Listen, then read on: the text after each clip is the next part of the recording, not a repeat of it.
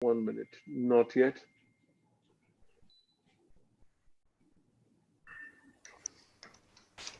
Okay, we are live.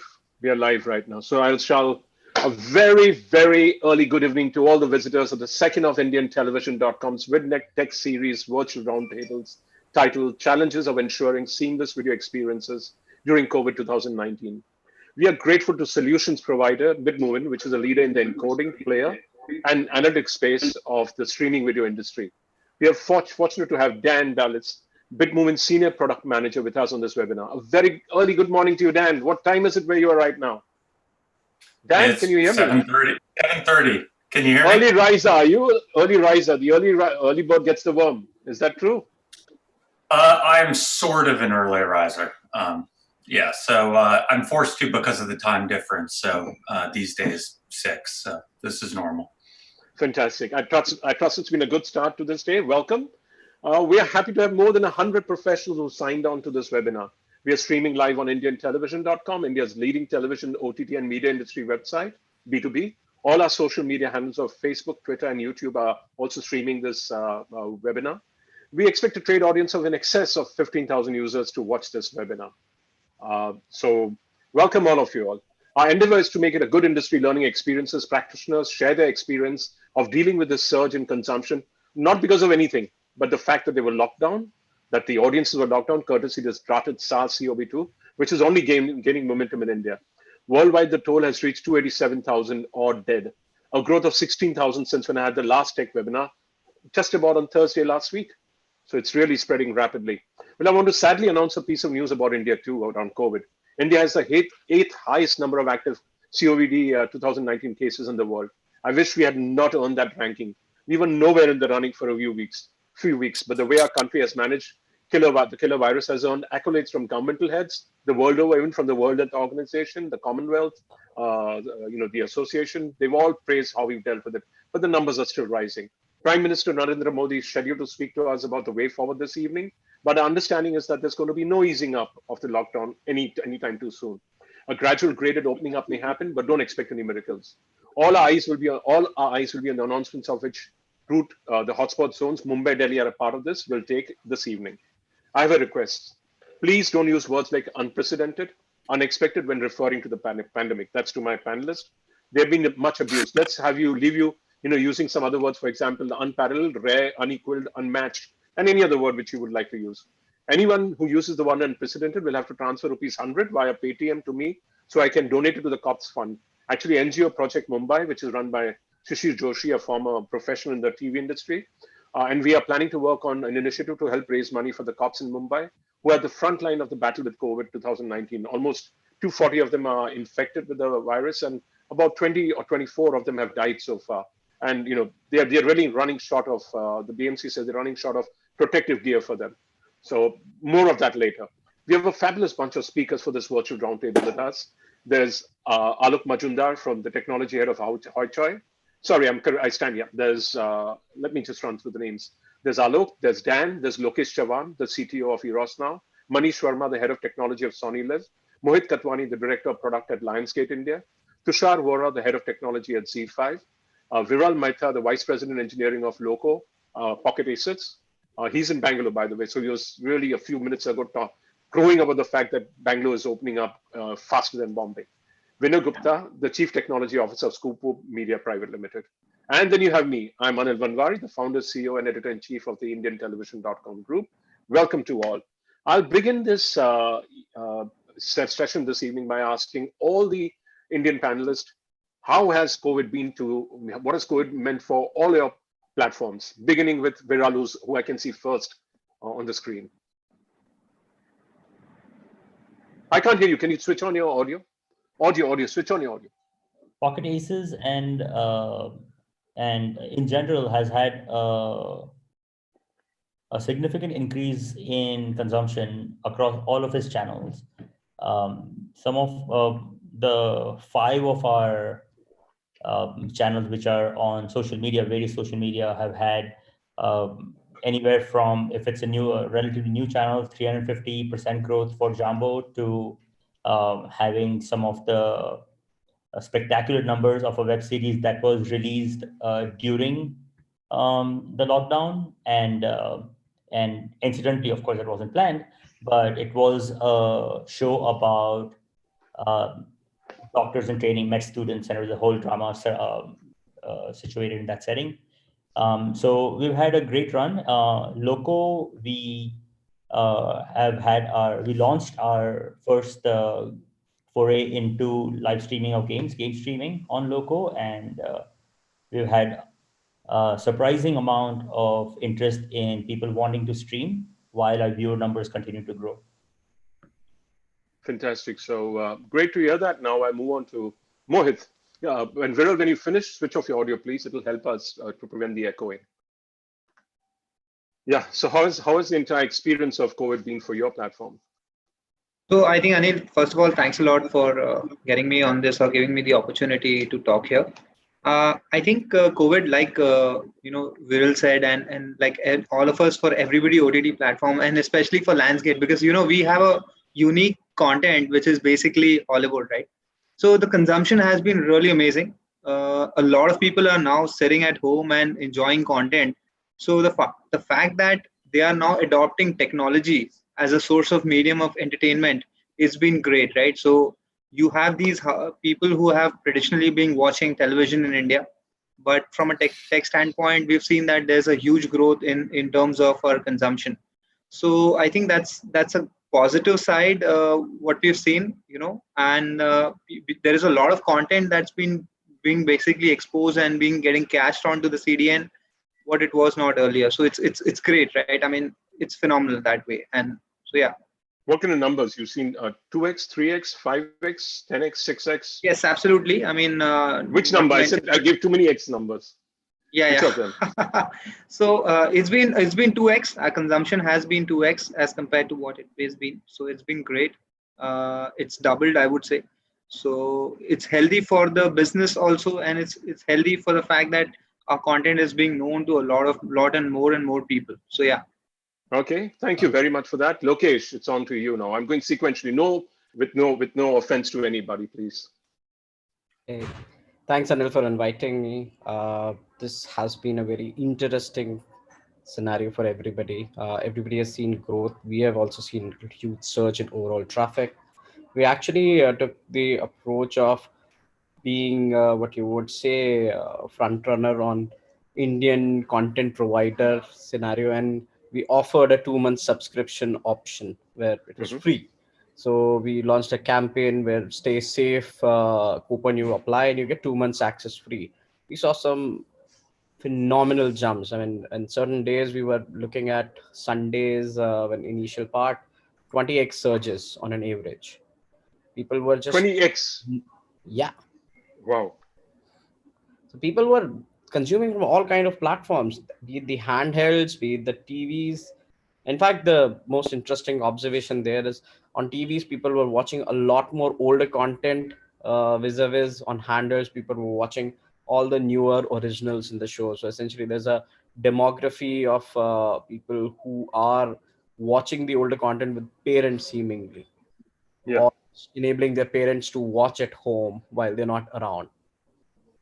Great, fantastic. Nice to hear that. Alok, it's over to you. How's Kolkata? You're based in Kolkata, are you, right? Yes. So how's Howchoy been performing? Yeah, I mean, we're Bengali OTT, right? So it's obviously we are catering to a very niche kind of a thing, and being Bengali is like the 4th largest language in the world. So our the target diaspora is spread out all over the world. So yeah, and during this last 2 months, like since this lockdown and all, is like the traffics are phenomenon, right? And we have seen that people are actually watching more, spending more time per session, which is very important for us. Like we have seen, like people are spending, in average, more than 60 minutes in per sessions, right, daily. So that is one of the good sign. And yes, in terms of traffic and in terms of streaming kind of a thing, yeah, it's 2x, more than 2x. Yeah. Great. Thank you for that. Manish, your Sony Live is about to go for a revamp, and you're expecting a brand new snazzy product with lots of originals and lots of great stuff for the audiences. So how has the lockdown period been for you all? Yeah. Yeah, thanks, Anil, first of Yeah. all. And yeah, so we have seen increase in traffic in multiple areas. One is, of course, we have seen around 70% week on week growth on our web originals, movie and Hollywood shows. That is, people are definitely coming and watching these content. The second is some of the older shows are being watched very frequently by the users, and we have seen some good growth on that side. Our gaming has actually performed very well. We have seen around 100% growth week on week on our gaming, which is the casual game around theme-based game around characters of our popular shows. Interactivity has picked up big time. So just to give you a kind of perspective, last year when we opened our KBC registration, we touched the peak, whatever peak we touched last year on day one after opening the registration, we touched the peak on day one itself. Wow. Yeah, people are the other interesting pattern which is emerging is that people are willing to pay for the content. We have seen the paid content consumption has also increased. So in all, yes, people are spending time. We have seen the watch session duration has increased, return visits have increased. So in general, yes, people are spending time watching content, doing interactivity on the platform. So more and more engaged customers, more and more engaged consumers on the platform now. Fantastic. That's really heartening to note. And thank you for avoiding the question of the relaunch. You really got it right. We'll talk about that later. Coming to Vinay. Vinay, Scoop Whoop, what's been happening with you guys? Yeah, hi, Anil. Thanks for inviting me first. And so basically in Scoop, we have multiple platforms. We have Scoop, we have Scoop Hindi, and we have one OTT platform which is OK Tested. Which is? OK Tested. Okay. It's OK Tested. So earlier we had a YouTube page, and that was doing very good. So in video area, Scoop has been being since starting, say it's been 4-5 years. But aggressively we have started since 6 months back. So we created a OK Tested app, which is an OTT platform. So in Scoop, we create our own original content, which are most of the short videos kind of content. So we created an app. Now we have seen a surge in downloads of our app. So we have crossed 1 lakh downloads of that OTT platform, which we have. That's 100,000 downloads. It's in over what period? Sorry? Over what period the 100,000 downloads have happened? 5 months. In 5 months. We have launched the app, and we have seen we are over 1 lakh downloads now. And in that platform, we are seeing the surge in the video views and watch time. So that has this COVID-19 has done something in that contribution. That's played a role.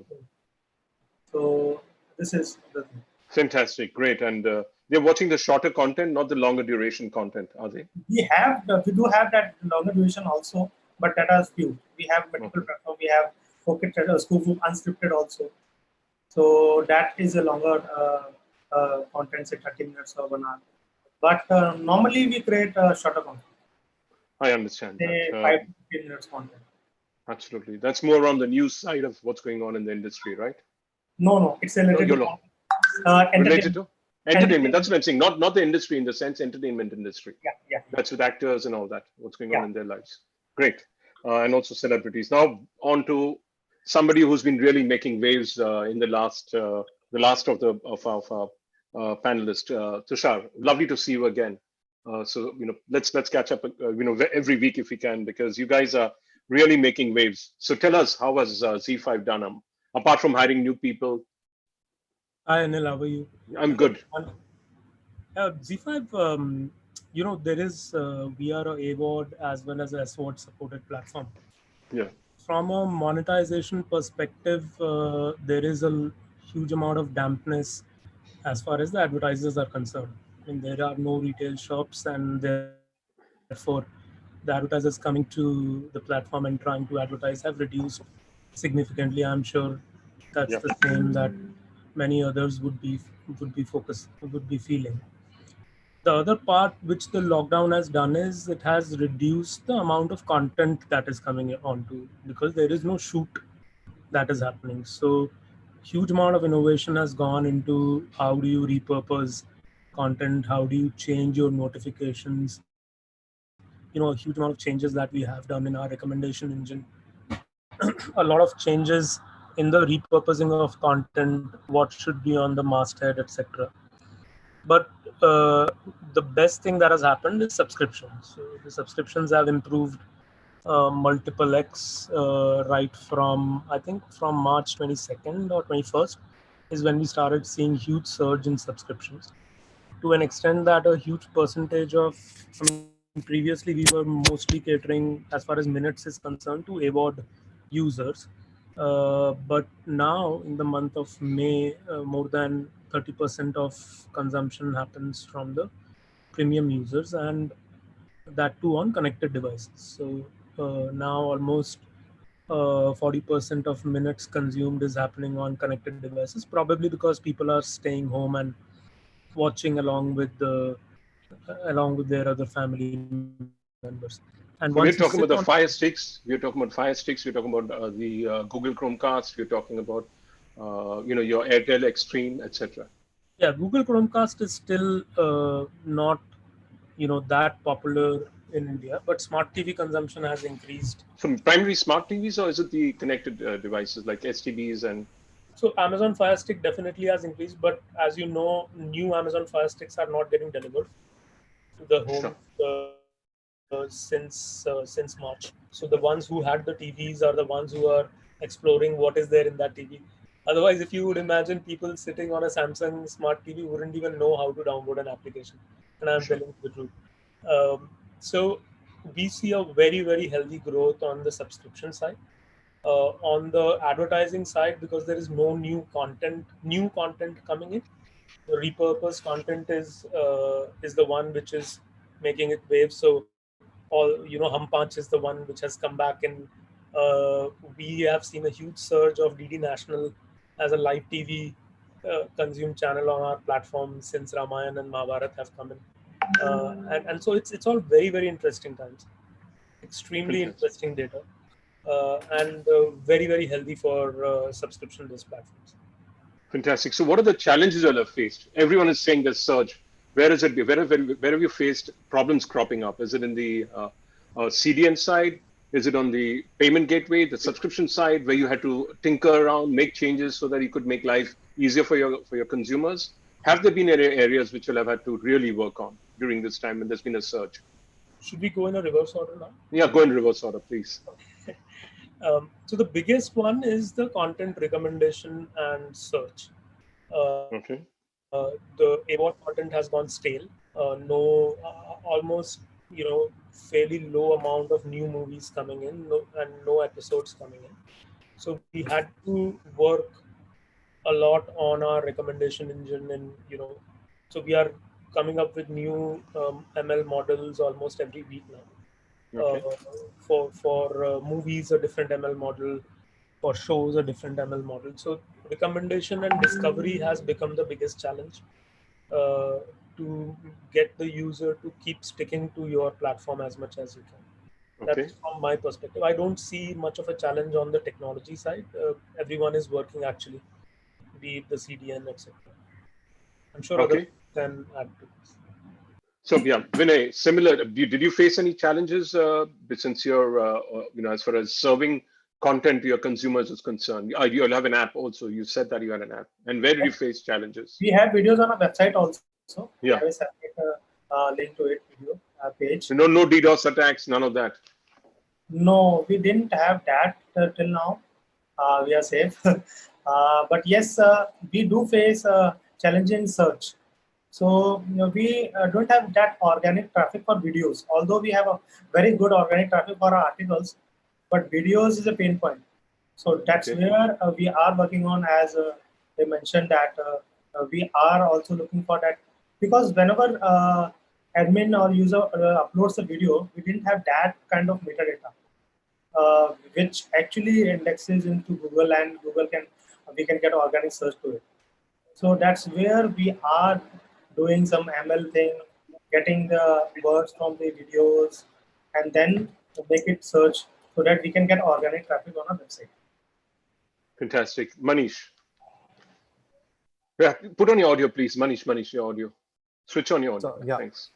So, Anil, while all these things were happening, there were a lot of first-time users also were coming onto the platform. So, besides having some of the basics of having search and recommendation and all other stuff, right, there is a very big focus on editorially curating the content by using the data, consumption pattern, what people are consuming, how I should be presenting the data to them, how I should be configuring the homepage so that they start discovering the content easily, how I should repurpose the older content. Some of, I was mentioning about older content, Sankat Mochan, Hanuman is one of the most popular and one of the most used content on our platform.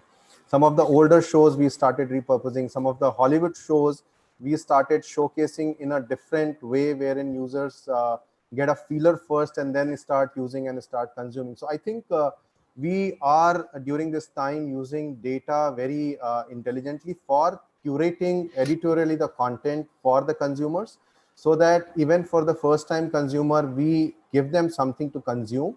And we have seen really some good uptake on these personally curated content for the consumers. On the CDN side, I don't think there is a big challenge. Initially, we did have a few issues in terms of bandwidth, wherein it's not only about OTT, a lot of other platforms also, So like we all went the yeah, HTTP, we downgraded all, from HT to HTTP. Yeah. yeah. So that is all. I think initial first week, those are all issues are sorted out, and after that, I think we have all settled into this pretty well. So far, yeah. No, what about analytics? How is that shaping up? Since you're, oh, yeah. you're using data a lot. So Oh yeah, so that's what I was saying. What's your backend, the analytics? Who are you using? Backend, we have actually worked with the Israeli American startup. We have built that platform with them, which is sort of a co-owned platform.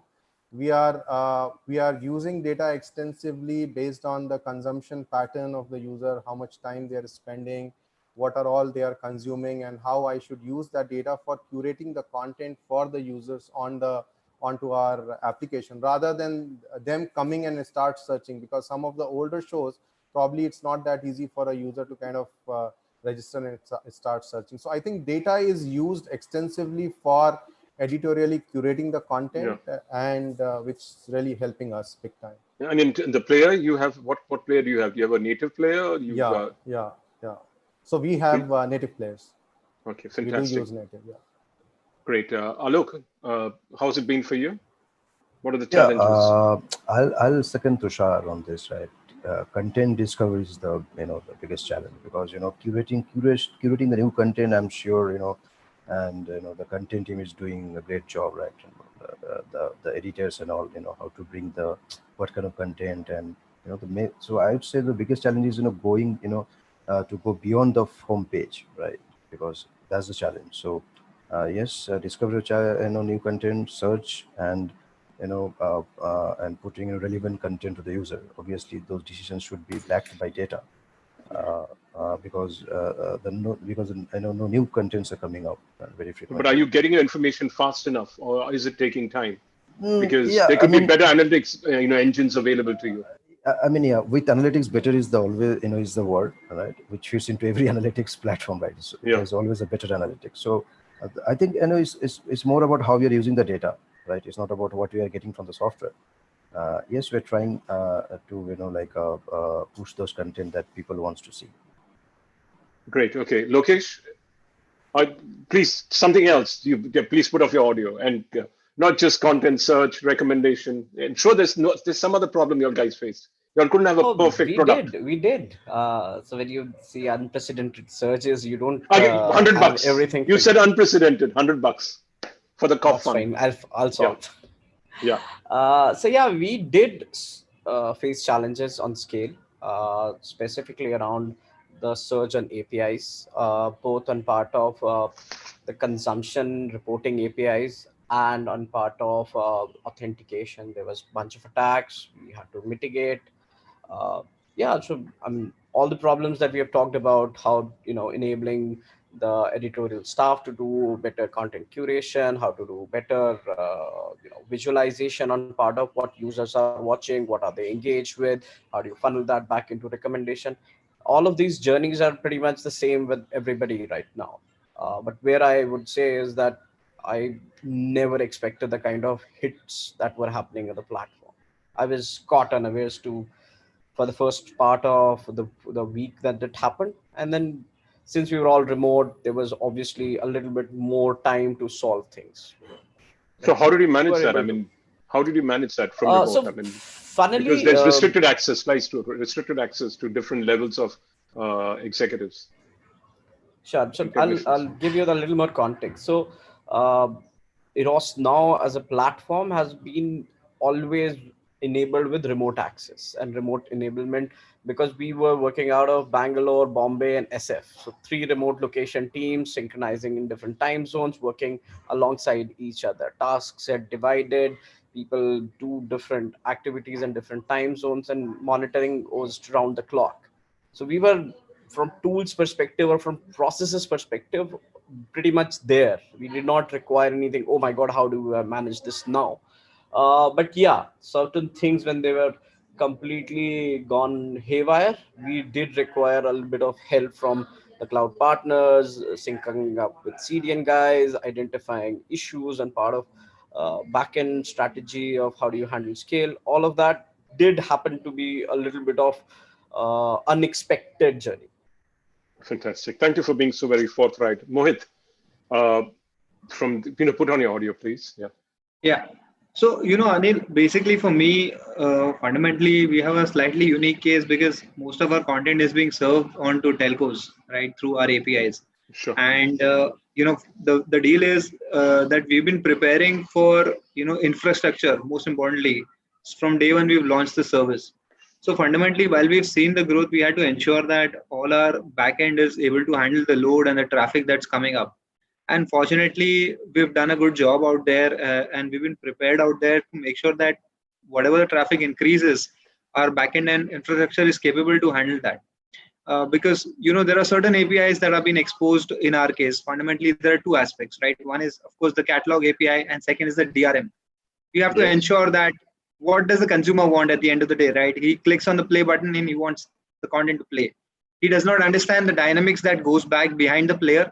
We want to make sure that the DRM licenses are provided on time and there are no delays and as such. So there was a continuous monitoring going on for that aspect, and it's been great. So I wouldn't say it's challenge rather, but I would say that uh, we had to be more alert and we had to be more prepared, and just to make sure that things function smoothly when it comes to the service Lionsgate play that we offer out to the consumers. So yeah. Great. Now a final in this case it's Viral. Um, so we did something that, of course, we didn't plan it, but we ended up introducing a whole new direction for Loco. We launched our revamped app uh, 2 days after the lockdown, which had live streaming of games, game streaming on it, esports, and all of those things. So for us, it was almost like we launched a brand new UGC video streaming service, and during the lockdown. And so, Congratulations, you had guts, man. well, we were that was a part of the plan, and we were off by a couple weeks, as all tech uh, Initiatives can be, yeah. are. We're off by a couple of weeks, but so we ended up launching because we were going to launch. So our challenges were mostly on making sure that we have enough content supply and making sure that that side of our infrastructure scales well. Um, but because of our experience in the past with Loco as a quiz platform, as live streaming of quizzes, where we kept all of as much as possible of the streaming tech within the company and didn't outsource it, so that we can innovate and show technical differentiation over there. We are nowhere close to the peak loads that we have tested and have served in the past also. So in spite of all the increases, and our biggest challenges were that sourcing content supply. So right now our UGC is in a private beta, so you have to like apply and we let you in. And we were surprised. We were expecting somewhere like 100 to 500 people, and we got 30,000 people trying to become streamers on our platform. Wow.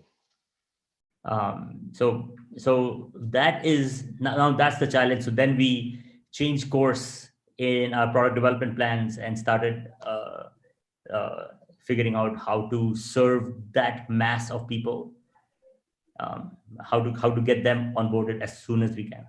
So you got enough of Twitch's experience to lean back on. I hope very soon. Yes. I mean, they've got a lot of experience. Anyway, lovely listening to you, Arnon. Dan, it's over to you. What has your experience? What have been the sharings from different OTT platforms in the US and all over the world? What have you heard? Have you heard similar things, or have you heard different things? Very, very similar to what you're hearing. And actually, I'll back up and just say thanks for having me, and nice meeting you all. As you heard from everyone else, video consumption is increasing, and we see viewers watching more and watching longer. And we also see differences in terms of the mix of content that people are watching. Obviously, live sports is on hiatus in most places. So there's been this spike in both in demand for things like news content, but also older library content as people are trying to fill up their entertainment time. Just some numbers to put behind it. We aggregated and anonymized what we're pulling out of our analytics product, and following the lockdowns, we saw increases in video plays from the beginning of the year of 118%, time watched 220%, and then this was the big one, downloaded data in GB of 380%. There's been some restorations to I don't want to say a new normal. We're trying to stay away from cliches in this conversation. Yeah. But it's come down from its peak. But I think it's going to be very interesting to see how some of these patterns in customer behavior endure. I think the other piece of this is in terms of managing both the increase in demand, both at peak and in general. We've been seeing a fairly modest impact on performance. So there have been some increases in video start time, increases in download speed, and of course there's multiple factors driving those. But in general, I think, as many of you have said, the ability of the infrastructure to manage this, things have held up quite well. Okay, so that's overall what you've seen. But any startling differences any of your customers have come up with? Anything out of what you just stated? Yeah, sure. Yeah, sure. So in terms of examples of things that we saw that were out of the ordinary, one issue we worked through was a customer where they had pressure from the government to control bandwidth. So we worked with them in terms of our analytics product and how we were managing which renditions were getting delivered to end users, both in terms of how we were delivering and packaging the content, as well as using the analytics to determine the optimal bitrate ladder to deliver to those users. And so we were able to get a significant reduction in bandwidth consumed, but also at the same time, customers are demanding maintain that quality that people expect. Yeah, so none of you had ABR issues, none of you all, or did you all have ABR issues in India? Anyone, speak up. And how did you all deal with them? Not really, Anil. We did not have any ABR issues. I think this is fairly working fairly well. But I I would like to just second the thought of what Dan just mentioned. I think this is a good good eye opener for all of us, and what we personally started doing. So far, we were more working on the perceptional video quality measurements, right? So we used to create a very static bitrate ladder without even getting into some actual measurement of the video quality. And we created the video quality and we started serving. And during the initial days, we all capped it to 480p. And then we started an exercise of doing not only the perceptional, but actual using some machine learning. So VMAF and all other stuff we started using to see the video quality. And to our surprise, when we compared the different codecs using VMAF, we saw that there is a possibility of reduction of 15 to 70% of the bandwidth without reducing the video quality. And those are all some of the really very startling, I would say, facts which came out. And we are putting that in process so that without reducing the video quality, which is more perceptional today, because I'm setting up the bitrate ladder based on certain perception and whatever profiles are created. I think we are going to start our video quality, which is based on VMAF analysis of various codecs, and going to further reduce the bandwidth consumption by 15 to 17% without really compromising on the quality of viewing. That's a substantial amount of saving also. Yeah, of course. Yeah, so one thing that a lot of CTOs tell me is that the entire CDN infrastructure is not mobile first delivered. It's built. The entire infrastructure is built to the old architecture, and it's not serving mobile users. So again, therein comes your excessive consumption, etc., of data and bandwidth. So is that true? Tushar wants to take a shot. Manish wants to take a shot. So none of you all thought you all could have reduced your costs further in this period? Am I right in what I'm saying? Because that's what people objected to. Something I did last week. They said that CDN infrastructure is not mobile first ready. Yes, Manish. Please go ahead, Tushar.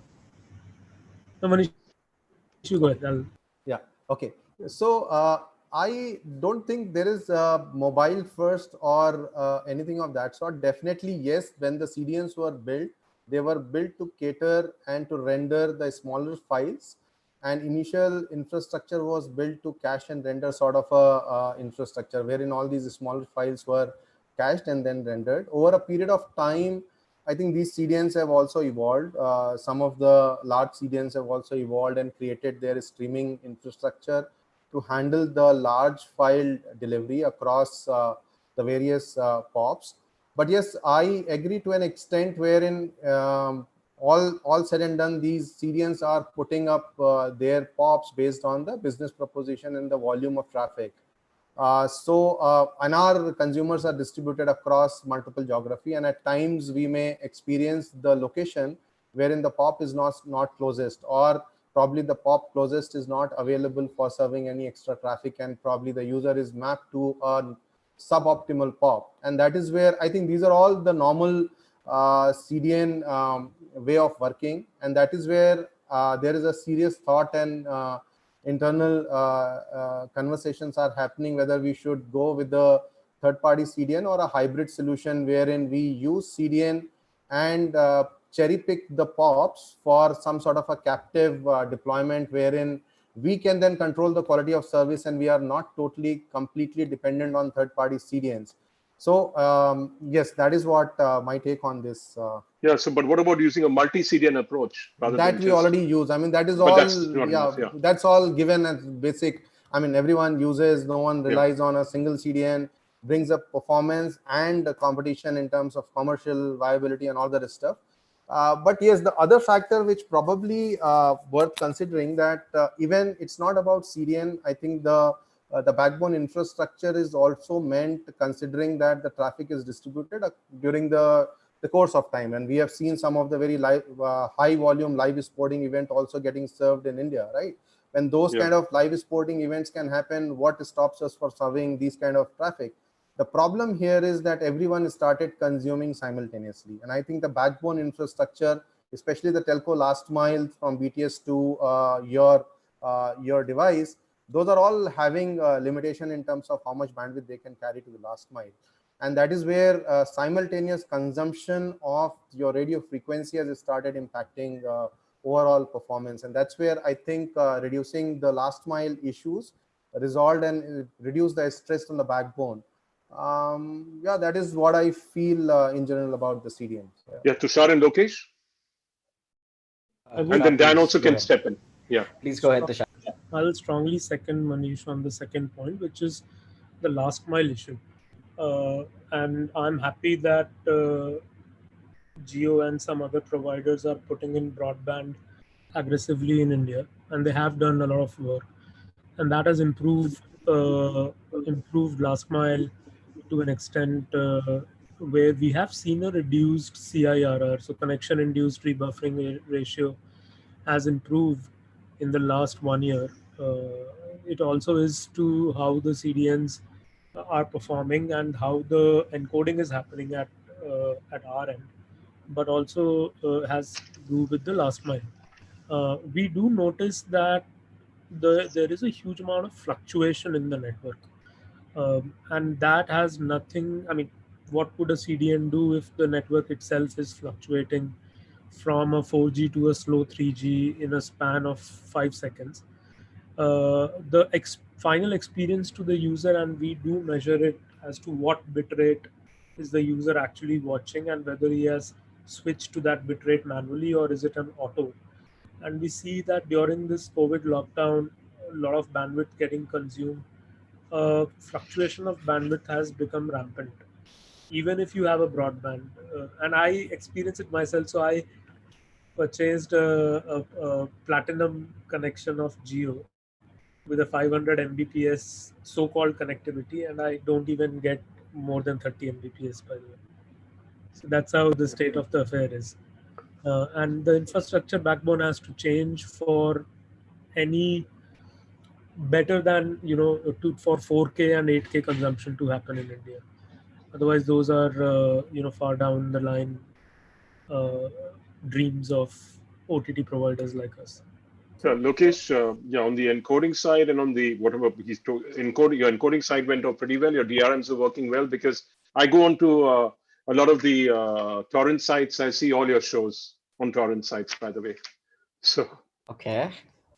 I'm sure that's a common problem. Nobody else. Yeah, even Netflix, Amazon, all of survives them. there. Yeah. So the point that Manish very eloquently put, the last mile problem is a much bigger problem than solving with CDNs.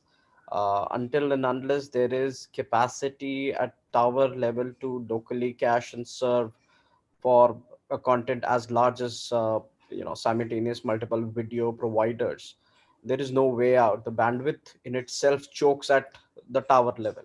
I mean, I got stuck in Rajasthan. I had no broadband at home. My only savior for doing things over, even in fact Zoom calls even, was my phone. And I could see, I mean, this is according to Airtel a perfectly covered zone, according to Jio a perfectly covered zone, but the speeds were nearly impossible to continue a call. But you're doing very fine right now. Yeah, because I fought really hard with BSNL guys to install broadband connection just when the major 1.0 timeline ended. They were courteous enough to do it, but because nobody else was, I don't think so Jio or Airtel were even trying to fight it. BSNL guys did a phenomenal job and enabled me. I'm able to do this call specifically because of that. Great. Fantastic. So private players have their own constraints here. Sure. So, okay, Dan, from your perspective, what are the advancements on the player side, on the analytics side, that your guys have come up with, which could really help out, help these players getting further return or giving better quality to the customers? I'm actually going to mention the product, start with the product that you didn't mention, which is encoding, because I think it's particularly relevant. Yeah. Okay. Particularly relevant to the discussion we've been having. Several of you mentioned the fact that people are running out of content. Stepping back, consumption was already at this remarkable, I'm not going to say unprecedented, but it was. You said it, $100.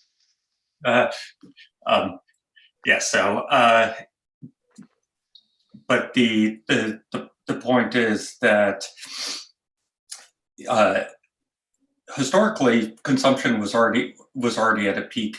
What's happened is that COVID has really amplified what's already going on. So things that we've been dealing with for some time in this industry, which is how do we encode content more rapidly? Just the demand becomes much more heightened. So I need to get library content encoded, packaged, delivered as quickly as possible because I need to find new content segments and figure out how to get them in front of my users and monetize them. And so similarly, with the increased demand for bandwidth, things like per title encoding, which has been a product we rolled out in the last year and a half, which is really all about optimizing the bitrate ladder to the particular piece of content. So you don't want to have a one-size-fits-all bitrate ladder. You want to get the most bang for bit for delivered. Animation, you can be much more aggressive with how you compress things than, say, high definition sports content. So having those API cloud-based solutions to do that at scale and make sure not only that you're able to get your content out there quickly, but also deliver it at a quality that is perceptually from the user perspective unimpacted. And then it also just brings us back to what we've always been dealing with, which is device fragmentation, platform fragmentation, and making sure that you are set up to deliver at scale across that breadth of platforms. So tell me, in terms of what's the advantage about your encoding product or your service? Yeah, so I think there's three themes that really animate all of our products. So first, making sure that we're elevating the viewer experience. So some examples that are relevant to that would be what we were just talking about in terms of encoding. I think the second theme that animates what we do is we want to make sure that our customers can get to market quickly, not just in terms of their content, but deploying new apps on new platforms. So an example of this would be the breadth of platforms that our player addresses. We believe that we are best in class in terms of our ability to hit a wide range of smart TVs, streaming boxes, as well as native app environments and traditional web delivery. And we're doing this all with our own proprietary player SDKs, and it is one API to rule them all, so that you're able to manage these disparate platforms with a common API. And then finally, operational optimization. I think one of the things we all deal with is compute cost, compute, storage, bandwidth. These all hit our bottom line. So that's one side of it. And then the other side of it is making sure that our customers are able to focus on innovation. So we want to make things as simple as possible from a developer perspective, so that your focus, our customers are focusing on building great innovative features for their customers and figuring out how to be agile and nimble and deal with the situation that we are all in, rather than negotiating the difficulty of delivering quality video across this breadth of platforms. Yeah, in India, it's pretty complicated. It's, there's language content you've got to work with. So the backend, the ML, and the AI has to be on your recommendation, your search. It's a complicated process. It's not as simple as in America. So I don't know how many of your Z5, especially and Sony Live with the languages are really in a spot, whereas Hoichoi is in Bengali, Eros is going to get complicated with its STX library coming in going forward. So, We serve 8 languages already. Oh, you serve 8. So you already have the complications at a... Yeah, we have a large South Indian language library. Yeah, so, I mean, tell me, how do you... I'd be getting nightmares. I don't know. Do you sleep at night, you guys? We have alarms, I guess. All of us have very good triggers and alarms. If anything goes wrong, we will get notified. Right. And what does it mean? It's a 24/7 kind of an alert. Somebody or the other's teams are there. And how many people do you all working in your product and engineering? Each of you all, like how many do you have in Eros? How many do you have in Z5? How many do you have in Sony Live? So Anil, yeah. So I think there's a fairly standard org structure when it comes to the OTT. You have 24/7 team, then you have DevOps team on call available, and then there is an engineering team which gets into action if there is something which needs to be fixed. So I think these are all the fixed ready templates which everyone is following. I think as far as 24/7 operations are concerned, barring some of the live sporting events or some of the live game shows like KBC and all, wherein we get millions of concurrent connections, I don't think day-to-day regular operation is such a nightmare. Probably it would have been 4 or 5 years ago, but things have stabilized as far as that side is concerned. Yeah. Because when I used to speak to the Hotstar guys when they were doing live IPL, I mean, it was crazy, man. Yeah, that's true. That's when true. they went to 25 million. Yeah.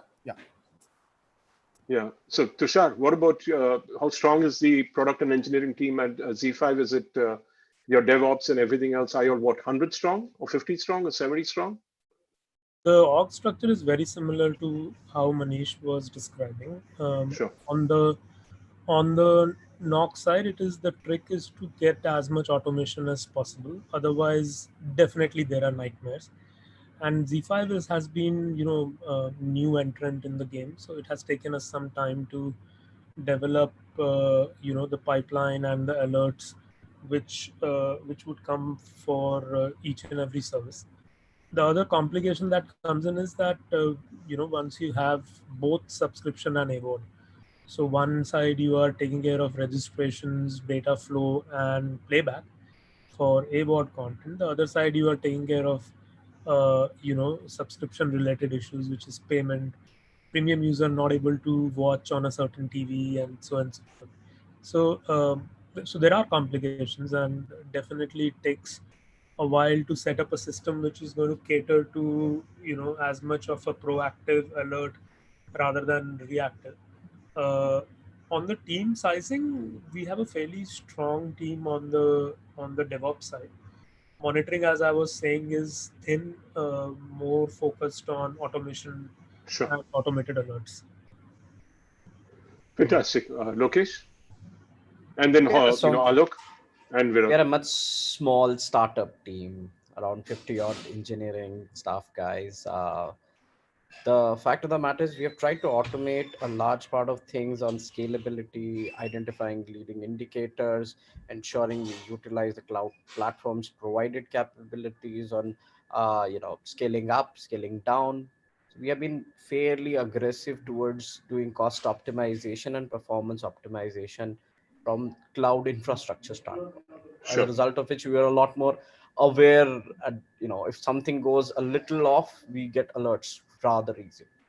Obviously there's a escalation metric, but I usually subscribe to everything, and I just love to see what is happening all the time. Great.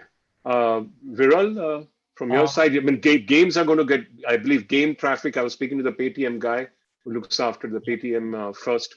He's seen, skyrocketing, and he's had nightmares on his hand also. Right now, India probably has 1 billion views a month in game streaming only, and it's just growing. It's just exploding right now. But as a team, we are still a small startup. We still operate. We are a startup. We have about 30 people across engineering and product, and all of us kind of do it all.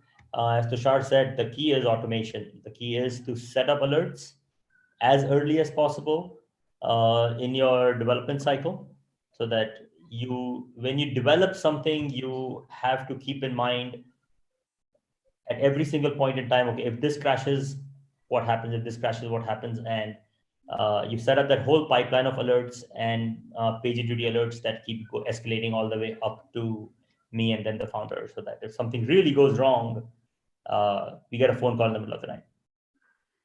Great, fantastic. So how do you guys choose your, your partners for analytics? What went into your, choosing these partners for analytics, for player, and for encoding? What were the parameters you were looking for? Yeah. Does Manish want to venture? Does Mohit want to take a hit at this? So, Anil, honestly, like the likes of the other guys, I mean, we are a very, very lean startup. I mean, in terms of product and technology, we are having an outsourced model. We have to make sure that we choose the right vendors, like you said. Uh, Look, if you look at the entire OTT space, most of these apps are using default layers, right? And at the end of the day, it's important that you try and adopt the technology that the platform supports, right? And don't reinvent the wheel. So that's something that we've followed, most importantly. Also, from an analytics standpoint, our data collection usually happens through a lot of partners because that's how our content has been structured. So we have to ensure that whatever data gets collected has to be segregated and stored at our database level, and then there's a huge amount of computation done to prepare analytics and reportings around it. So that's how we've structured around as far as our technology goes. We don't have huge bunch of engineers sitting out there to support the technology stack, but we've been doing really fairly well in terms of a smaller and lean and mean team, I would say. So I mean, that's the way forward. Of course, when we have our own services being launched, and when we have a slightly movement in terms of the growth pattern, because that's how we'll try and expand more. So yeah, I mean, that's how we're structured. But yeah, it's very important for all of us who are in the product and technology side to choose and to make certain decisions. Like, and I just want to second what everybody out there on the panel said about making sure that the bit rates go as deeper as you want to solve the last mile connectivity problem. Because look, most of the consumption we've seen that happens in India on lower bit rates, right? Sure. So that's another aspect that we need to consider, and not really. So you can range right from 0.2 Mbps to something like a 4.5 Mbps for a higher television devices, or connected devices is what we call it. So I mean, that's how I look at it, Anil, and considering the current state and how we are structured, we are very lean that way. So we are expanding, I would say. So yeah. Yeah, Alok, from your perspective, you've Yeah, been so listening quietly. we are also like a very lean team, right? It's not about the numbers, right? It's all about how focused and how efficient team that you have, right? Because most of our operations and the infra runs out of cloud. So it's all depends on how robust your incident response orchestration layer and automation layer is set up, so that whenever required, you actually can take up very informed decisions that what exactly is happening and what is to be done. So I second on Mohit on in terms of encoding and bit rates, because say we serve to Bangladesh, right? So countries like Bangladesh, in some parts of India, the bit rates actually goes lower. We started with 100 probably. Most of the people can't even imagine that it starts from 100 and goes up to 4.5 Mbps, right? So those are the unique challenges, right? And considering the last mile kind of a thing and the state of the network and connectivity, the optimized bitrate, it plays a major role. So it's all about how the whole things are designed, rather than like working in silos. Sure. But, I've got questions from the audience. I'll continue, but some of the questions which have come out, there's Asif Mukadam who's asking, how has been the watch time outside India, as most of you all have catering to international? You just mentioned Bangladesh, catering to international markets as well. Then he's asking another question. He's talking about direct to digital releases. Has this also, this is, he's asking, are we going to see more of those direct to digital film releases? Then so we'll answer these two questions, then we'll go on to the other questions from the audience. Anyone wants to take a shot at these? Tushar? Yeah. Yeah. huge surge in international consumption, especially from Middle East, Russia, and more or less the whole of Europe. USA has, I mean, we don't broadcast, our app is not available in the USA, but in North America, which is Canada and the rest of American countries, the consumption has not increased a lot. Not sure what the reason is. Uh, but the Asia, Middle East, everywhere consumption is extremely high, much more percentage wise than what has happened in India. Probably people are liking the Indian content and the dubbed content that we are providing. That's how I would see it. Has that posed any challenges to you all, or that has been handled reasonably well in the Uh, technology side and we the were engineering always side? we were always live. It's about a year, more than a year that we have been live outside of India, so wouldn't didn't see any problem at all.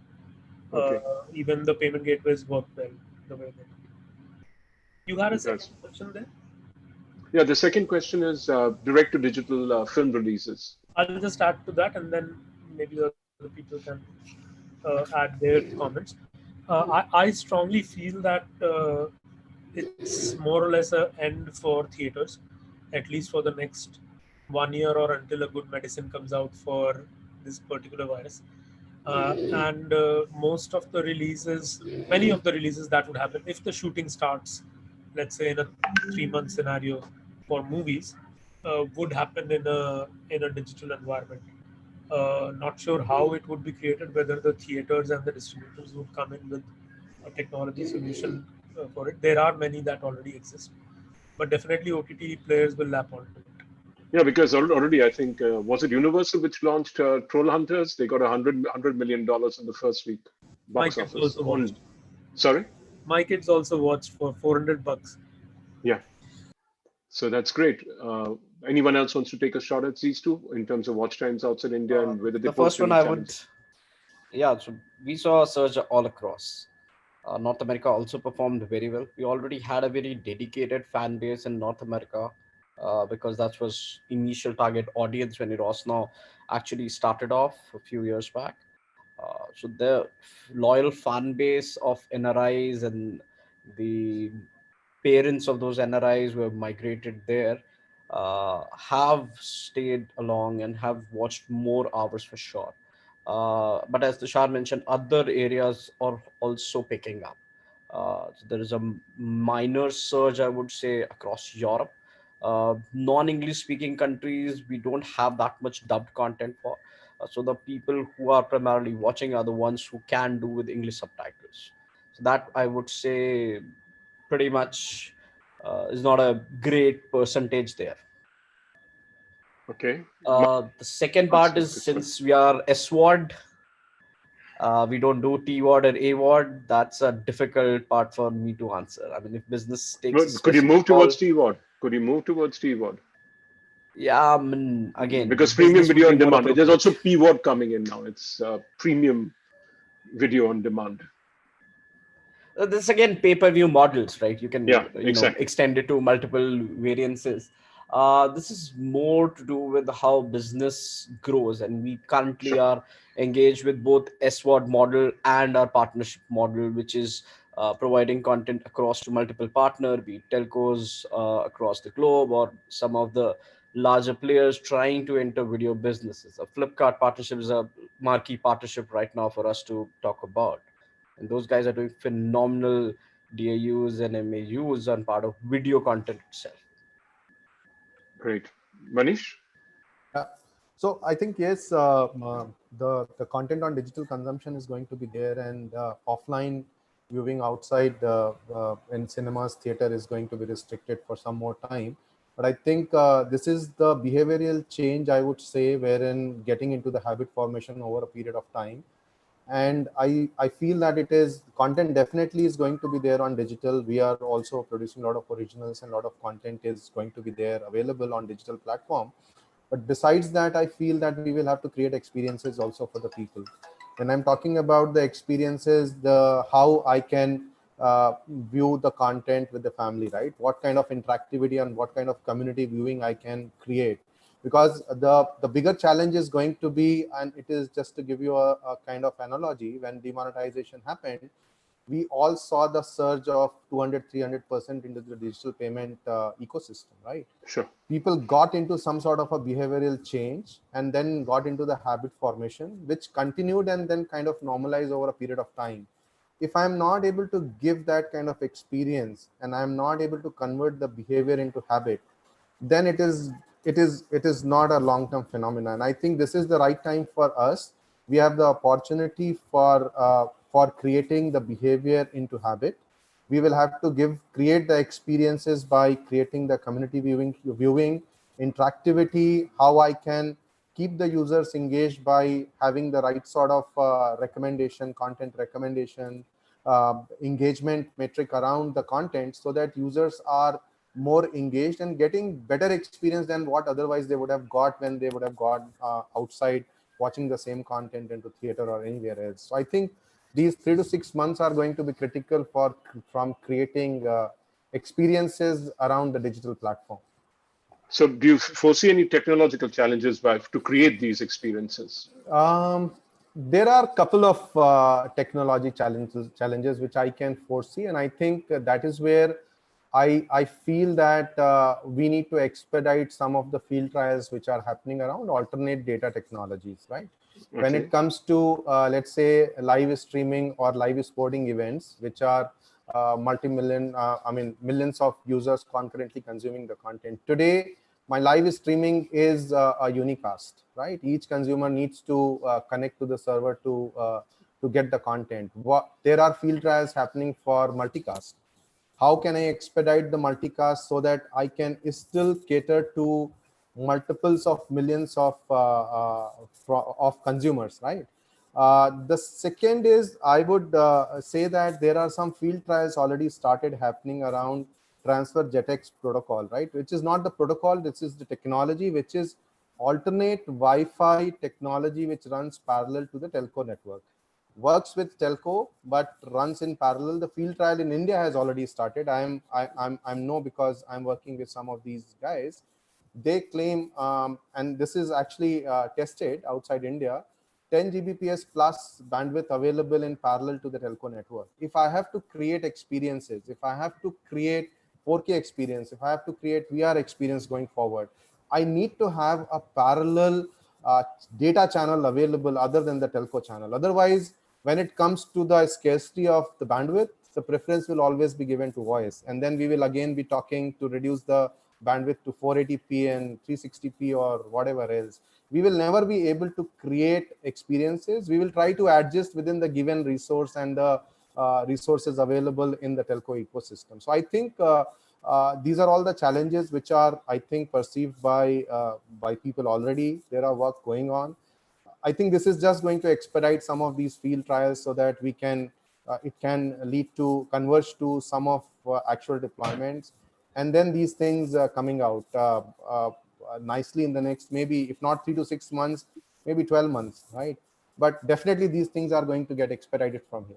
But if you're going towards 4K and also you need to upscale your encoding, you need to upscale your player. What does that mean? DRM, player, everything, the backend infrastructure, everything, transcoding, encoding, because this is all going to get scaled up.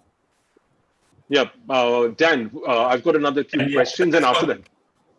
Sorry? I was just going to add to that. I mean, that's what we've definitely seen across customers. You know, again, we were talking about kind of this codec fragmentation, and especially as people talk about, you know, delivery of 4K at the high end of things. AVC and H.264. This is a 15-year-old technology, and then you have this proliferation of codecs that are new and much these high efficiency video codecs. You know, our customers are having to navigate this multi-codec landscape where the adoption and decoding of those codecs on the client is not consistent across platforms. So being able to scale across that has been really critical. I think also coming back to something that was said earlier about both about the last mile performance and also I believe someone mentioned DRM. I think something that's really important is having the ability to do real-time monitoring and quality of service measurement with your analytics tool, and having that really baked in, because all of the problems that our customers deal with, they're multifactorial problems. Is it, if you have a latency issue or an overhead issue, is it a problem with DRM licenses being provisioned? Is it problem with CDN? So being able to quickly do that root cause analysis, making sure that your analytics product allows you to segment the data that you're getting, so you can unpack what's going on behind the scenes in terms of what's driving a spike in video start times, or a spike in rebuffering rates, or a spike in error rates, or so you can determine whether or not you are in fact getting the right sort of ABR behavior across your applications and players, and determine whether you're delivering the right rendition in the case where someone has highly variable bandwidth because they're in a mobile environment where there's last mile challenges, or that you're delivering high quality video in environments where your customers expect to get the best quality video possible. Great, yeah. I've got another 2 questions, and after that, Dan, I'll leave you. If you have anything to share with them, or you'll have anything to ask Dan, you could ask them the question. So 2 questions I've got is, in the given situation, what would be state of 5G rollout, and how media companies are preparing for it? Any Not basically. happening. It's not happening. Let's be honest. All telcos are bleeding. Okay, license fees are too high. I do not see next 2 years we're going to have 5G working in. And maybe a couple of cities like Delhi and Bombay might get trials, but no large scale rollout happening anytime soon. Okay, anyone else wants to hazard what they see 5G? Yeah, I think I second Lokesh. I don't think that's happening soon. Our current infrastructure itself, when we say 4G, it's at times is not 4G in real terms. 2.8G or 2.3. Exactly. So it's not going to be so easy. I mean, we are still struggling to get the right bandwidth in place. I mean, we are lucky today, right? I mean, the internet connection is working absolutely fine for all of us, and it's phenomenal. But when you go outside your house network and you're on your device, it's not the same, right? So at the end of the day, we need to make sure that the current infrastructure is in place. And I think a very interesting point that Manish made was about creating a parallel network. That is something like, it's an interesting idea that all these OTT guys need to explore, is because we are highly dependent on telco guys, right? I mean, at the end of the day, not just for network, for anything for that matter. So that's an area of exploration right now. I think that's the way forward for all OTT guys, if we have any such possibility of creating an alternate network. I mean, I know there are like, in fact, Anil, there are likes of these companies like Sugarbox and etc. who are exploring alternate CDN option, which is great. But yeah, I mean, I think something which is helping us reduce the latency and the time to start the playback. I think that's phenomenal. There are also a bunch of companies trying to do P2P networks of devices that are near each other on the network map, so that you don't have to jump back to the POP or to the CDN. Yeah, exactly. I think that's well said. Plus, you also have efforts coming in from companies which are starting to deliver Wi-Fi within buses, and they have local storage over there. If you do a partnership with them, right. But the biggest challenge, Anil, with these companies is solving the DRM aspect, right? I mean, because the content that gets stored out there on their CDN may not be DRM encoded. So a lot of load comes back, to building those services at their end. So I think that's something that will happen eventually. And one of the most important things for any of these new parallel networks is, right now we are all talking about improving the infrastructure, but what is the cost in terms of how many bytes per watt do you deliver to the phone? Because at the end of the day, I don't see the battery technology on devices increasing at the same rate the bandwidth is going to increase. So even if it's a 3000 milliamp hour battery or 4000 milliamp hour battery, at the end of the day, it can only suck in so many bytes before it's going to die. And there is a cap there. Adding to Viral, a lot of the newer age codecs aren't really supported by the SoC. So they are going to have a processing layer which is suboptimal at the chipset level. They're going to be a lot more power hungry. That's right. So there is a battery and a thermal envelope that cannot be crossed. And so while new technology people are working on, this is our challenge. Our specific challenge, at least for really democratizing UGC for game streaming, is I want a one-click button on the phone that you can start streaming the game you're playing on the phone. India is a mobile-only country. It's not even mobile first. So when I turn on game streaming, every single subsystem on your device, except for maybe GPS, is running full bore. You will probably get 45 minutes or 30 minutes out of that phone, and probably will get too hot before it runs out of juice. Sure. This technology needs to improve before at least we can imagine bringing 4K to our devices. Yeah, I mean that's a point you have, Dan. There's another question here. Are we ready for hybrid broadcast broadband? Anyone wants to take a shot at this? Are we ready for hybrid broadcast broadband? This is coming from Jay Shukla. I don't think I have understood, but if this is hybrid broadcast broadband is the one wherein we are going to create a parallel data stream, then this is the same thing I was talking about, the transfer JetX, which HRCP, it's a Japanese consortium of, I think, research company working with 4 or 5. There's a consortium of companies. They are working on this. They have already started the field trials in India. So I'm not sure if he is referring to that. Maybe he'll add a rejoinder to it. But now we have another question. What technologies will come in place to enable community, friends virtually enjoying the entertainment? This is coming from Srinivasa Penukonda. So what technologies Co-watch is a simpler problem to solve. I mean, synchronizing and starting a stream at multiple endpoints is not a big problem. The problem that we face is ensuring the stream experience stays consistent for everybody. We already, as we talked about, the bottleneck is around the connectivity. The last mile connectivity you can't predict. Since you can't predict that, it's going to always result in suboptimal viewing experience. A kosher screen watch sort of experience will never go, for 2.5 hours in completely good shape for everybody. Yeah, but I think he's also referring to peer-to-peer. I think he's referring to peer-to-peer experiences also. That means if I'm watching something and another friend is watching, we can cross-comment with each other. So that's what I'm saying. You have to be synchronized, right? Frame by frame, you have to be in synchronicity. Yeah. You can't have that because one guy will lag and drop frames and then buffer will kick in.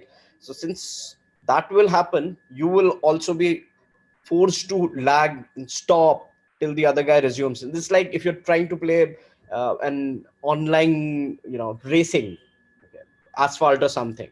If you try to play that and if one of the guy has bad network when you're doing a multiplayer race, everything becomes laggy and it's extremely frustrating.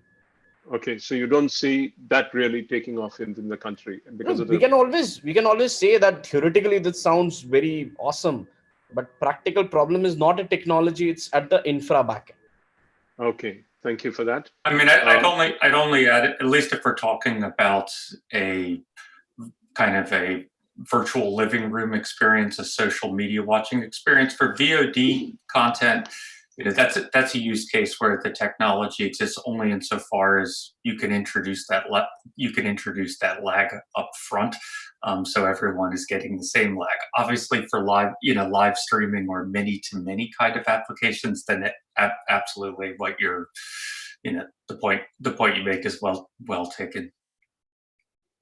Great. So this is actually for Tushar. Will OTT players also venture in user-generated content, enabling it in their app, considering the success of TikTok for new monetization avenues? This is coming from Naveen Narayan.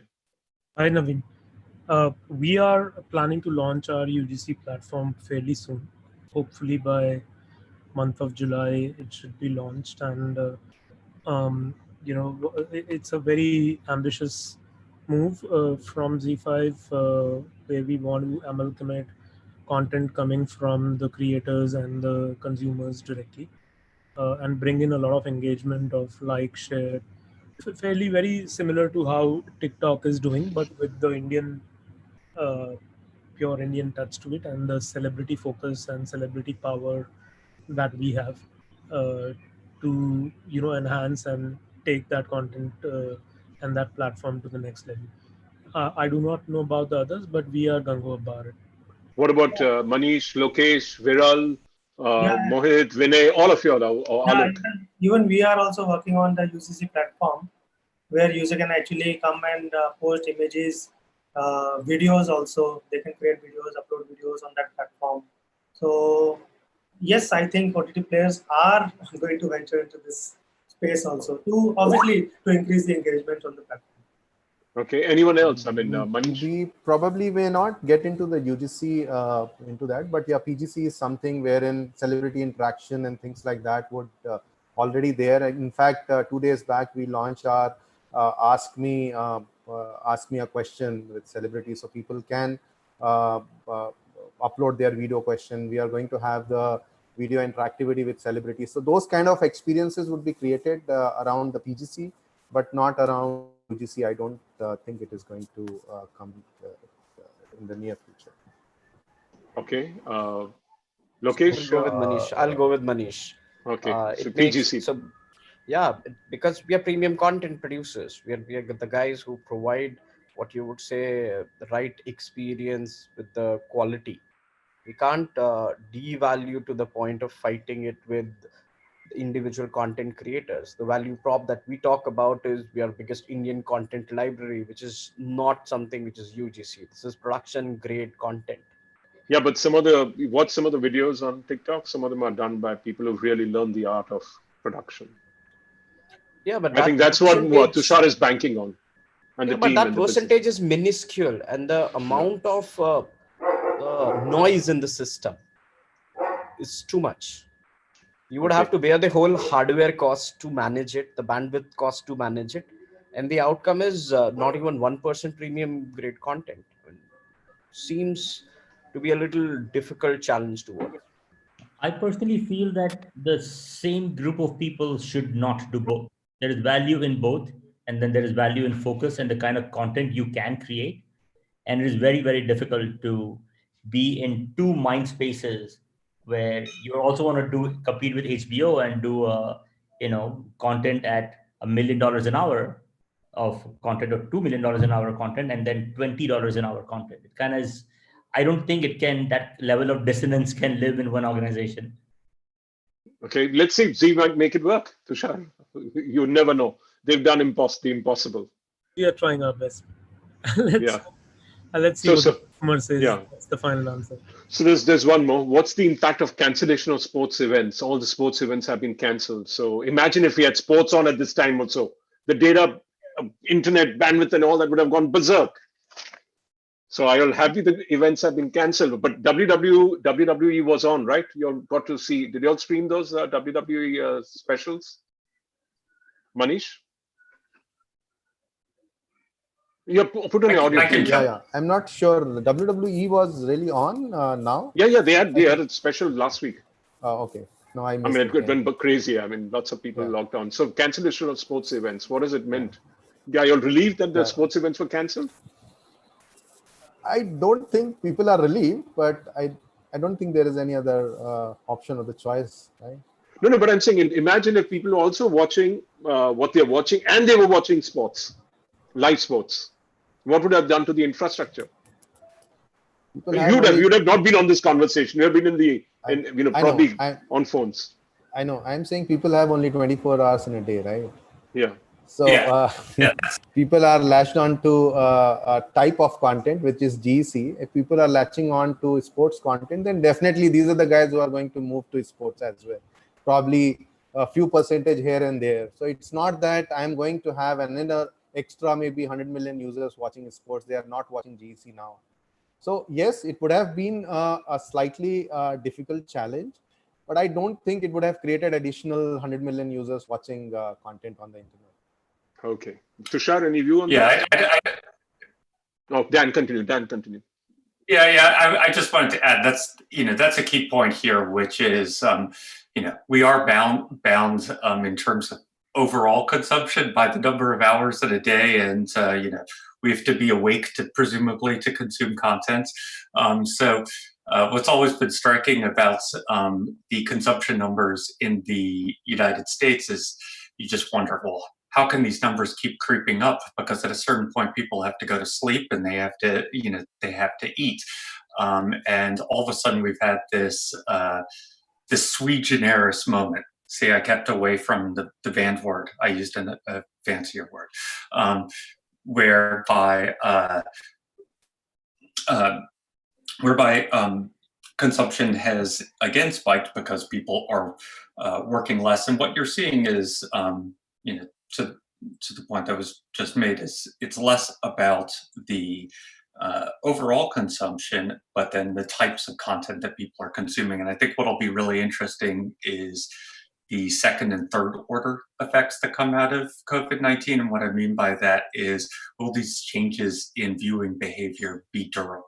Right, so people are watching more news than they have been watching more news relative. Obviously, there's no sports to watch, but they're watching more news. They're watching more library content. They're searching out new channels. So there's that migration to the tail, and then the third order effects. I'm not going to speculate on this sort of stuff, but obviously we're seeing accelerations in terms of trends in retail and consolidation there. So what is that in turn going to do to the advertising business and those of our customers who are engaged in AVOD business models when they stream video? Okay, so great. Now, there's another question from Srinivas. He's been pretty prolific. How the adoption of AV1 is going to be? Can I answer the last one? I have a very interesting viewpoint on this. Yeah, please go ahead. Just imagine if cricket was on or football was on. What would have happened? The husbands who are all home would have taken over the TV. The consumption for GC would have spiked on OTT. Yeah. Thought to would think. have been in better shape. I don't think so. It would have hurt us. We would have been in this pretty much the same or a little better shape. Yeah, but managing all that surge might have been also something, because imagine. Good problem to have. I know it's a good problem. That's what I was talking about. So now this question of adoption of AV1. Yeah, Manish sir, you have, and Tushar. Dan probably can take it. Dan can take it. Yeah, I think right now we are in a multi-codec universe. So, I mean, what's the latest data that we've seen?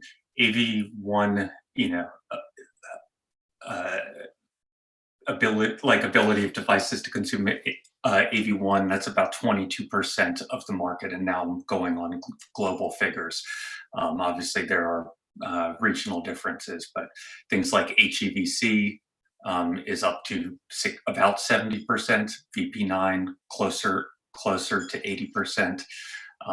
So the high efficiency video codecs, they're absolutely critical to what we do, but it does introduce a level of complexity and operational overhead, making sure that you're encoding content properly for your set of target devices, and also so you have the flexibility to re-encode things or repackage things as you expand your footprint onto other platforms. So anyone wants to add to that? Because from Z5's perspective, we are very, very focused on bringing our overall, the way we are scaling. If we don't bring down our costs of delivery and we don't bring in efficiency into our delivery, at a certain point in time, it's going to become very expensive.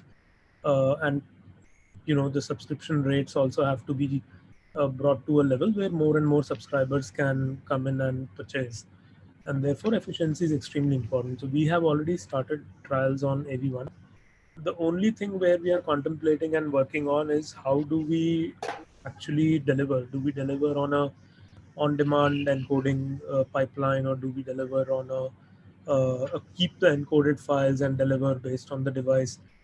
That's the kind of tests which we are trying to run and figure out how do we move forward. I think by around end of June or July, we should have launched AV1 and HEVC, both of it. For a future perspective, we are also keeping 4K. So we are now encoding even in 4K and keeping it with us, so that at a certain stage when we would want 4K package to come in as an upgrade for an existing subscription, we are able to do it. I think Netflix is the one which does a similar kind of a package. If you have a 4K device, then you could upgrade by paying $200 a month or something like that extra. So we want to do that, and we want to do it efficiently. So HEVC and AV1, both of them. We are not moving to VP9 as of now. That's not in our roadmap. Okay. So Jay has given his, anyone wants to continue it, but Jay has responded by saying, I mean, transposing, sorry. Yeah, just one final comment. I liked the phrase that I heard earlier, which is that the continent is not mobile first; it's mobile only. And so, obviously, the other constraint that comes into play, in particular, here is hardware decoding. So, it's going to very much be a function of the ability of the devices to accelerate and decode these high efficiency video codecs, and that's going to in turn determine what is the right choice, what is the right mix for my customers. Great. So Jay Shukla has clarified by saying hybrid broadcast broadband, I mean transmission of using traditional broadcast methods as well as streaming. Can this solve a problem of dependency on telecom service providers? I don't know if you're making sense of this. No, neither am I. So Mehul is asking, Subodh is asking another question, Subodh Fadnis, he's asking his question, which is it really 2K or 4K that matters for OTT platforms, or HDR is a perfect solution due to the wide palette of colors, space, price, and speed? So I'm working very actively towards HDR. I'm working with Dolby guys specifically to ensure that we become compliant with Dolby Vision standards sooner than later. The specific reason is now I'm seeing a lot more displays on handhelds which are getting enabled with HDR. So really a 2020 start sort of trend. Large segment of medium or lower end will also by next year will be HDR compliant. Anyone else? So Eros is looking. We've seen something similar in terms of our customers, both in the subcontinent, also South America, where there is a highly variable bandwidth environment, more of a mobile only culture, where you do see folks less enthusiastic about 4K renditions, 2K renditions, or I never heard 2K, but I guess 1080p renditions in the bitrate ladder, and much more of an emphasis on HDR as a means to drive greater visual quality to the user without consuming the additional bits that come with additional pixels. All right. Anyone else wants to add to this, or we move on to the next question? No? Okay, we move on to the next question, which is what learning, this is from Mehul Pandya, what learning do you take from this current situation in terms of technology content, just in case similar situation arises in future? How do you see yourself? Yeah? I think we're all more prepared for outages, for random spikes. I think fault tolerance levels, specific learning would be a lot stronger fault tolerance levels in our infrastructures. Obviously, business as usual part will continue to happen, but certain spikes, that's where we get hurt most. Okay. So there's another question come from Subodh. He's asking, all of a sudden there's increase in viewership on all OTT platform. So my question is how all OTT players manage this bandwidth issue? Because before the COVID, they must have fixed an average increase decrease data of content consumption. And so accordingly, they have calculated how much bandwidth they need to run all the applications on the networks. So do you calculate the maximum number of users who might be using the network connection at one time, and then multiply that number times by the bandwidth capacity required by each application, and goes or goes on or else? So if you got the question, I'll repeat it. Anyone wants to take this up? No, I think the bandwidth is core to OTT, right? So only consumption is the factor of what is the kind of rendition we have. And since we have capped the rendition for mobile devices and most of the consumption today is on mobile devices, I think it is fairly well controlled there. It's not really exponentially grow on that side, though the consumption is moving towards the bigger, larger screens, given that people are at home and there are more smart devices, smart TVs at home. But it's still majority of the consumption is on mobile. So Okay. I think scalability is not an issue at all, right? It's not a challenge, right? yeah, that's Sizing doesn't matter nowadays, right? It's all about, it's all depends on the demands, right? So, I mean, unlike the traditional kind of a sizing of the infra or anticipation of the traffic, those things are not valid anymore. So, Great. Any questions from, Tushar had to leave, but any question from Dan to the panel or the panel to Dan? It'll be great. I mean, we've got him early in the morning. He's bright and cheerful. He's had his cup of coffee. I'm ready for coffee number two. Okay. I have a question, which is we have a offline playback feature in our player, and we definitely see more demand for that particular feature in the subcontinent. I'm just wondering if this is a use case that's important to this group, and what I mean by that is. I think just so I think everyone knows, but just for the sake of clarity, is the idea of being able to have DRM's content actually downloaded locally onto your device via your video player, in addition to streaming the video directly. yes, I think that's a very valid use case and the most mostly used by traveling people or even traveling within the city or outside city or wherever, right? Whether you are on offline mode, and a lot of people, because of the choppy bandwidth, prefer to download the content and then watch it offline. And this includes both DRM and non-DRM content. So yes, that's a valid use case, and we have that available in our application. Great. You've got a great background. Lokesh, you just changed your background. It's a view of the Earth. Yeah, I had to switch around the house. I wasn't next to a PowerPoint. Okay, so great. On that question of what Dan asked in terms of the button on the player that they have, which is for downloading content. And so we have been a pioneer in this. I think we started doing a download feature 5 years back. We built it pretty much in-house, supported obviously by a DRM partner. But this is something that I find most useful for on-the-go players. Definitely, this has some value if even you consider playback on large screens, but this is not something we have gone that way. As yet, we have not realized that there is real value in putting this on large screen. But it's working well on the mobiles.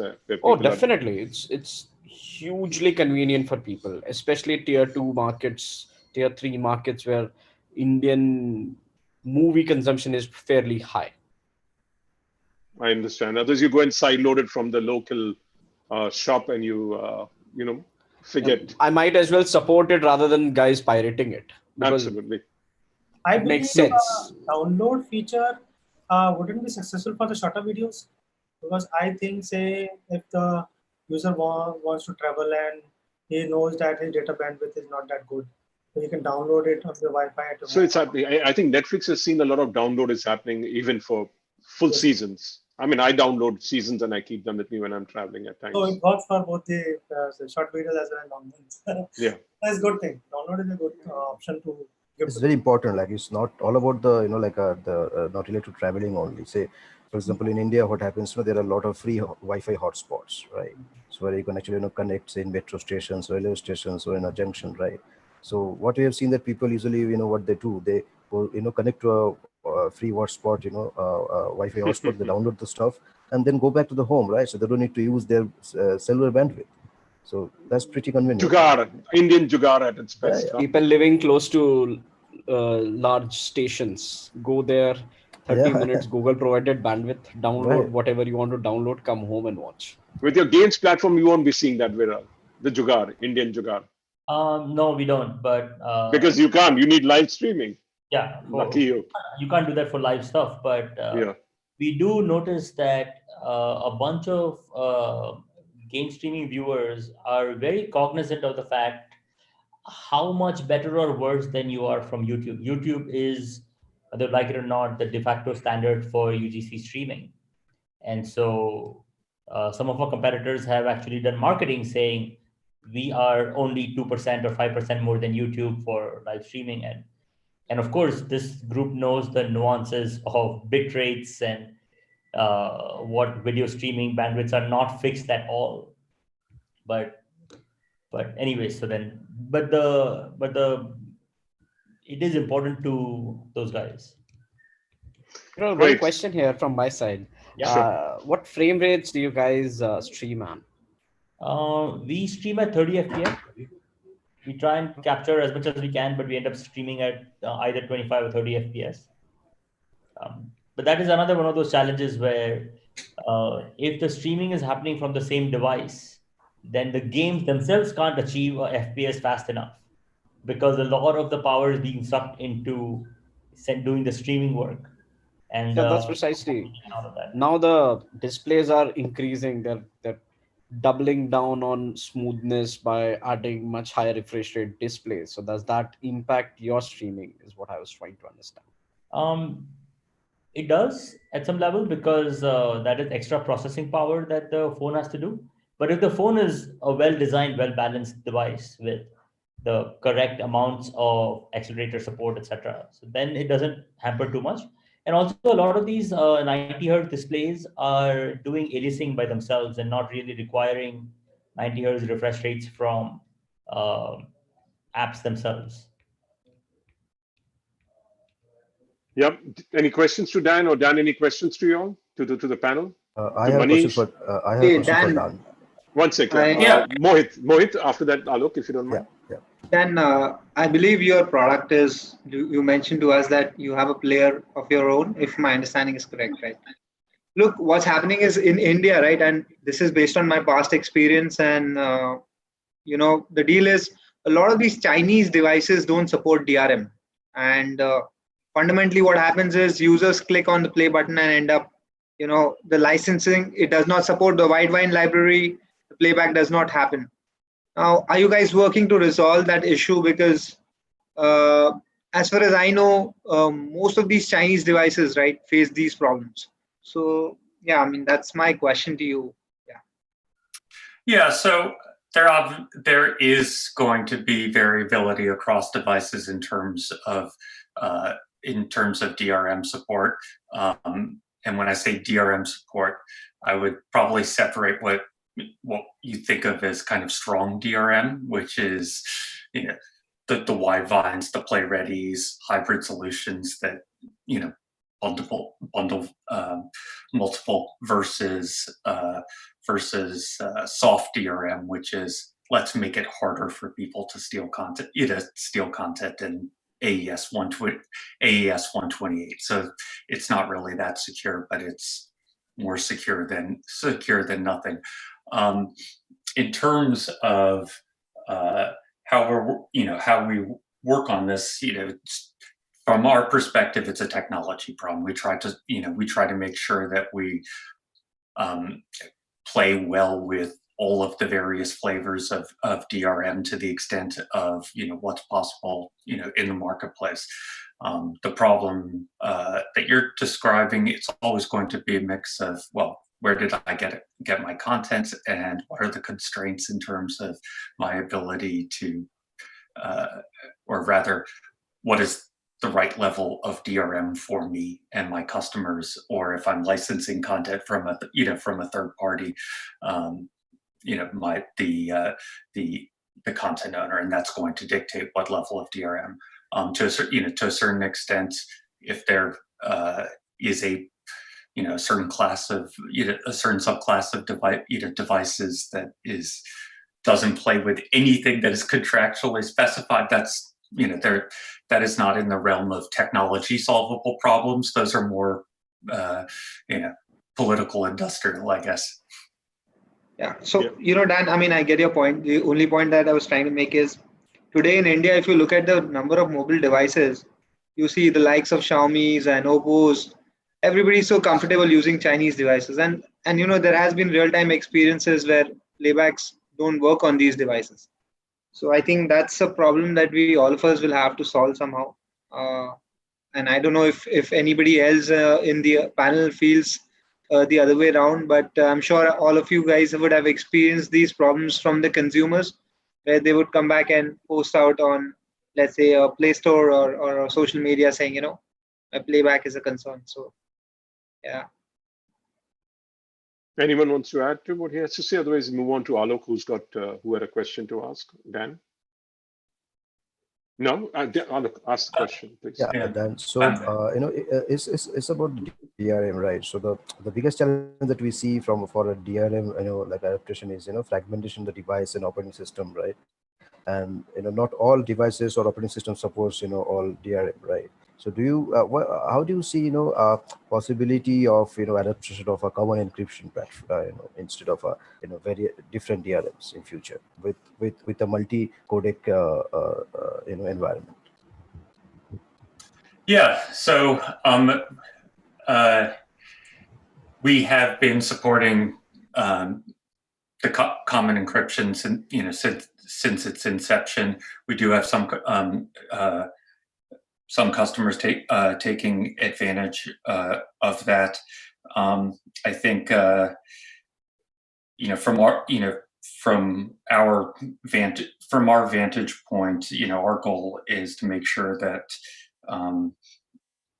one, that we are supporting of the the flavors of DRM that are supported, as well as SENF, and being able to navigate across those as efficiently as we possibly can on behalf of our customers. In terms of prognostication, like device adoption, I think I have less of a. I would say that my speculation is probably along the line, along the lines of where yours would be. Okay. Anyone wants to add? Or I think it's been. Thank you very much, Dan, of BitMoving and the audience for watching for the past 1 hour 45 minutes, 1 hour 47. I hope it's been engaging for all of you all. And it's been a good learning experience for people who want to get into the OTT side to understand the problems that technology faced during this period and the future of technology going forward. Thank you, Dan. Thank you to BitMoving for supporting us in this initiative. Thank you, Lokesh. Thank you, Alok. Thank you, Viral. Thank you. I'm coming up, so I can't thank myself. Thank you, Manish. Thank you, Mohit and Vinay. And I'll catch up with you guys soon. And thank you to the audience for being here. Have a great evening and have a great day, Dan. Thank you very much. Thank you so much, everyone. Anil, for inviting us. Thanks. Thank you. Thank you. Thank you. Bye. Bye. Bye-bye.